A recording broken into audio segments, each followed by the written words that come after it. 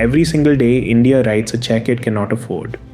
89% of the crude oil that powers this nation is imported. The bill, over 22 lakh crore rupees every single year. But what if India could grow its own fuel right from its own soil? This is the story of India's ethanol revolution. Ethanol is a clean-burning biofuel alcohol, fermented from sugarcane, maize, and rice. When blended with petrol, it reduces fossil fuel consumption, cuts carbon emissions, and puts money directly into the pockets of Indian farmers. India's program works in stages. A blending ladder, E10, 10% ethanol, achieved across all of India by April 2022. E20, 20% ethanol, achieved in December 2025, 5 full years ahead of schedule. The long-term vision, E100, pure ethanol, fuel made entirely from Indian agriculture. The journey began in 2003, a modest 5% blending target in a handful of states. For years, progress was slow. Infrastructure was missing, political will was tested. Then, in 2020, the government made a bold call, advancing the E20 deadline from 2030 all the way to 2025. And India delivered.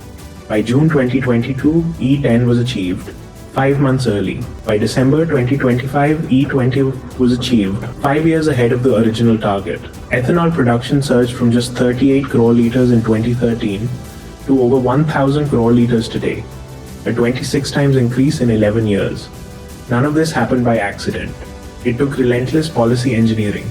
The 2018 National Policy on Biofuels was the turning point, expanding feedstocks beyond sugarcane, slashing GST on ethanol from 18 to just 5%, and enabling free movement of ethanol across state borders. The Niti Aayog roadmap in 2021 catalyzed over 40,000 crore rupees in private investment. And in April 2026, the Ministry of Road Transport proposed a regulatory framework for E85 and E100, laying the legal foundation for the next chapter. Consistent policy created market confidence, and market confidence created investment. So where does India's ethanol actually come from? Traditionally, sugarcane and molasses were the backbone, but India has diversified rapidly. Maize now accounts for 42% of ethanol feedstock, and it's growing faster than any other source. Surplus rice from government stockpiles has also entered the mix, though carefully. Food security always comes first.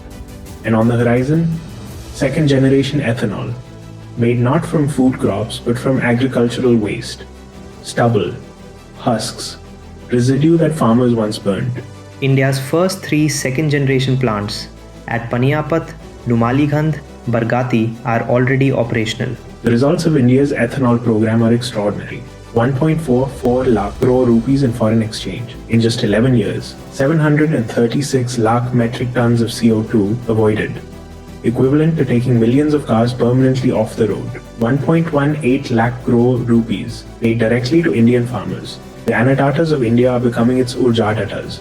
Food providers becoming energy providers. 245 lakh metric tons of crude oil substituted domestically. That is oil India no longer needs to import. At the G20 in 2023, India launched the Global Biofuel Alliance, positioning itself as the world's biofuel leader. But India's road to E100 is not without serious obstacles. First, vehicles. All 300 million petrol vehicles on Indian roads today are built for E20 or lower. E100 requires an entirely different engine, a flex fuel vehicle.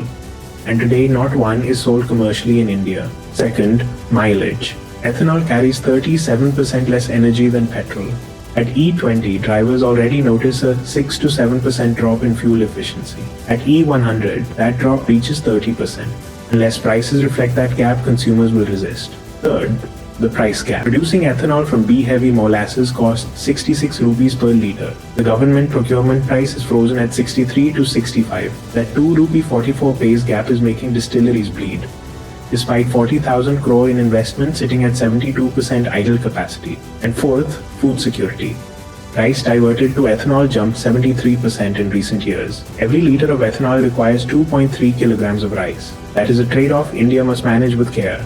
These challenges are real, but they are solvable with the right policy choices. Brazil has been doing this for 50 years. Today, over 90% of new cars sold in Brazil run on flex fuel. E100 is available at every pump. India has the same ambition and the fastest growing ethanol program in the world. The roadmap is clear. E25 to E30 by 2028. flex fuel vehicles at scale by 2032, E85 on every national highway by 2035, and E100 nationwide by 2038. With second-generation ethanol, FFV mandates, and consistent pricing policy, India can get there. From the oil tanker to the sugarcane field, India's ethanol revolution is one of the great green stories of our time, and the best chapters are still to come. Explore India's greenest companies at Eco Ideas, the Green Directory.